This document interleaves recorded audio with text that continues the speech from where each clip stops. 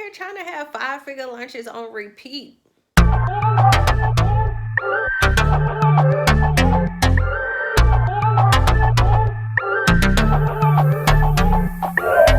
I attract money, wealth is in my reach. I got everything I want and everything I need. I keep my mind open.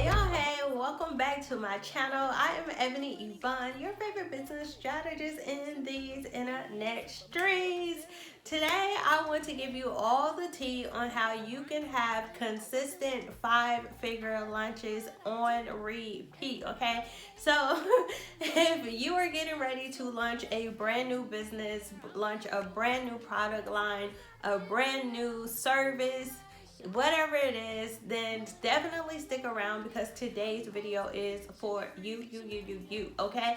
So before we get started, if you have not watched the official launch video from when I launched this channel, make sure you go back and watch the 5-phase launch strategy video. It is going to give you a breakdown of the exact 5-step process that I use anytime I launch a business, launch a new product. It's the same exact strategy that I use with all my private coaching clients. So make sure you go back and watch the 5-phase launch strategy video so that you are crystal clear on how you can have your 5-figure lunches on repeat. All right, so let's jump into the 5-figure lunch strategy. So first things first, before you can launch anything, you have to have the right offer in place, right?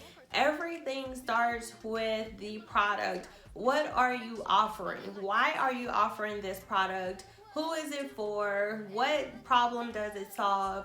What solution is it providing? What need is it fulfilling? Like, you have to have a great offer, okay? If you do not have a good offer, it's going to flop like a 1-egg pudding in the summer at a church bake sale. It's just not gonna happen. So you want to make sure that you have a good offer. Once you have an irresistible offer in place, then that's when you can go into the exact strategy for a 5-figure lunch. So the first thing you want to do is make sure that you build excitement and anticipation around your new product or service, around your new business. So what most people do when they first launch a business is they kind of keep it a secret. They don't tell anybody. They don't want anyone to steal their ideas. They don't want people to look at them differently or judge them or talk them out of whatever it is that they're doing. So they'll keep it to themselves. And that is actually the worst thing you can ever do for your business. The worst. Because when you keep it a secret, then basically that prevents people from actually being able to be excited about your new idea, about your new business, about your new product. It prevents people from being prepared and anticipating you being their go-to source for whatever need or desire it is that they're trying to fulfill with your products or services. So you want to make sure that you're always building excitement. You're inviting people into your journey, into the process of creating your product. Maybe you're getting ready to launch a new shoe line, right? You can invite people behind the scenes and show them you going to, maybe vet manufacturers before you actually choose a vendor. Maybe you can show them your warehouse, where you house your inventory at. Maybe you can share them how you're coming up with these designs, whatever it is. When you invite people into the process, they feel like they're a part of it and they automatically want to buy into it because they feel like you brought them along on that journey and they were a part of the process. And in return, a piece of the company or a piece of the product represents them as well. So you definitely always want to make sure that you build anticipation, you build excitement. You don't just drop it like it's hot and tell people, okay, I launched a business today, or I'm dropping a new book today. You want to make sure that you have a strategy leading up to your actual launch. So if you did not watch the 5-phase launch strategy video that I did, make sure you go back and watch it because that will help all of this make sense, okay? So build excitement, build anticipation, And the next thing that you want to do is to expose people's pain points. So when you're creating your products, you're creating your services, you're creating them. Hopefully you didn't just create something because you wanted money. That's going to be a whole nother discussion, right? Hopefully you created your product or service because it meant something to you. It meant something to the community that you're serving. So you want to solve a problem for people, right? So you want to expose the pain points of people who can benefit from the product or service that you offer. So maybe you have financial services where you're helping people to save for retirement, right? A pain point could be someone who's getting ready for retirement and they don't know the next steps. They haven't saved anything. So, they're not for sure if they're going to be able to maintain their household. They aren't for sure if they're going to have to keep working well past 62 or 65 or whatever, if they're going to have to sacrifice family vacations so that they can start investing that money into their retirement plan.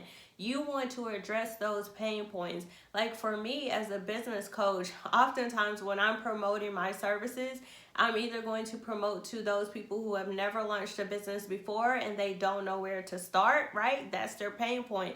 They probably are in information overload and they don't know what the first step is, where they should start first. Or on the other side, I have a lot of clients that have already started a business, but they don't have clients or they're not getting consistent income. That's a pain point because everyone wants to have a successful business with clients with consistent, predictable income, right? So when I market to that audience, I'm exposing those pain points. So think about the services that you're providing. Maybe you're a health coach, right? A pain point could be someone who wants to lose weight because they want to be able to fit into their old clothes. Maybe they have health issues like me, dealing with hypertension, right? And you want to lower your cholesterol, get rid of hypertension altogether. Maybe you're helping them with diabetes or something, or just weight loss so they feel lighter and brighter. Whatever it is, you want to expose those pain points, those stressors, the issues that people are dealing with, so that when it comes to you pitching your solution to their problem, it's a no-brainer, right? People know, yeah, I'm tired of wanting to start this business for 15 years and not knowing where to start. I need to enroll in this program. Yeah, I'm tired of dealing with high blood pressure and having to check my blood pressure and popping these pills every day. So I'm going to go ahead and join this health program, right? You want to expose those pain points so people see the need for your product or service. So next up is you want to educate your audience.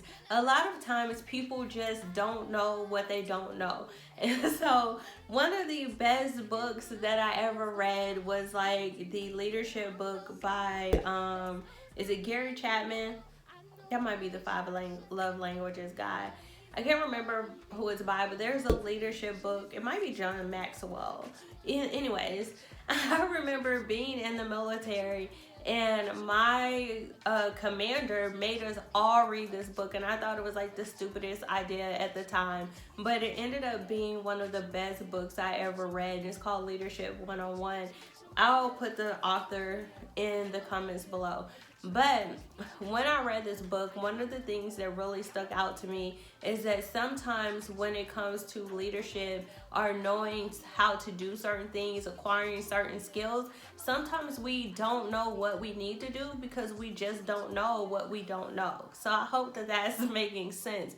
But a lot of times if you hire a coach, then a coach can tell you the things that you don't know. A coach can help you to acquire the skills that you need to get to the next level, right? Whether that's a business coach, a health coach, a financial coach, whatever, that's what they're there for. They're there to give you the tools, the resources, the skills to help you get to your point B, where it is that you want to be. So when it comes to you launching a new product, launching a new business, you want to make sure that you're educating your audience in the process. You're letting them know why you created this product in the first place. You're letting them know the futures, the benefits of your products and services, how it can help them, how you use it, where you can buy it.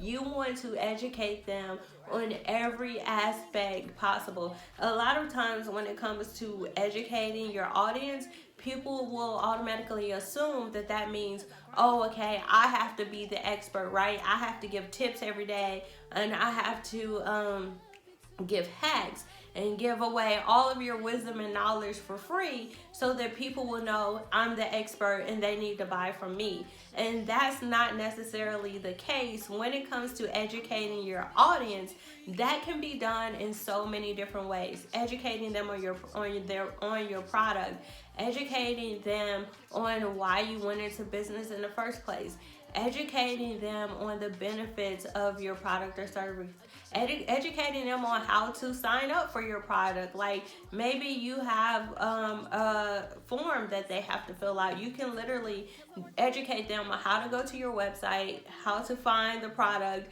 how to enroll in it, how to register, whatever. You can walk them through that process, and that's a form of education. But of course, you can also include like tips, strategies, and stuff like that as well. Similar to this video, right? This is really like an educational content.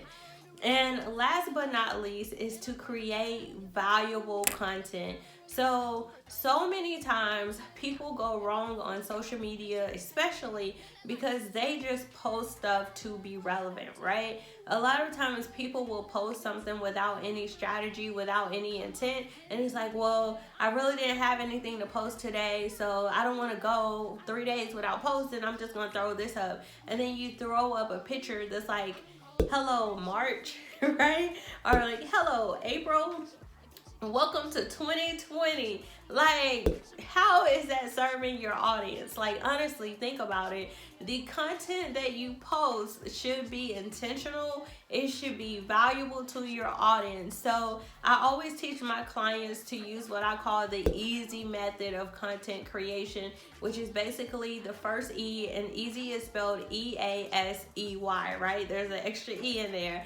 So the first E is for engagement. You should post content, whether it's questions, whether it's thought-provoking. You should post content that's designed to spark engagement and conversations from your audience.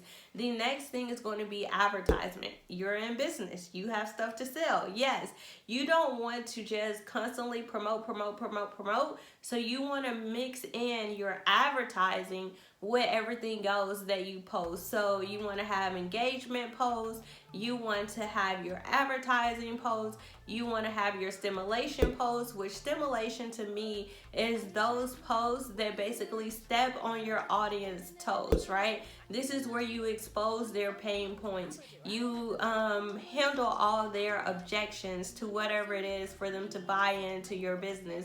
So stimulation is all about provoking people to take action. It's all about provoking people to get off the fence, right? So that's what stimulation is all about. And then you also have education, that's educating your audience across, of course. But then you have why, which is what I call you. This is where you basically insert your brand voice, your personality, your brand identity, so that you can actually position yourself in a different way than the rest of everybody else that's in your industry and in your niche. You want to be able to have people looking at you as like the go-to authority in your industry, because you're not just a plug and play type of person, or you're not just cookie cutter content, right? You are literally creating your own lane and doing your own thing and being intentional about what you're putting out there and what it is that you're posting on social media.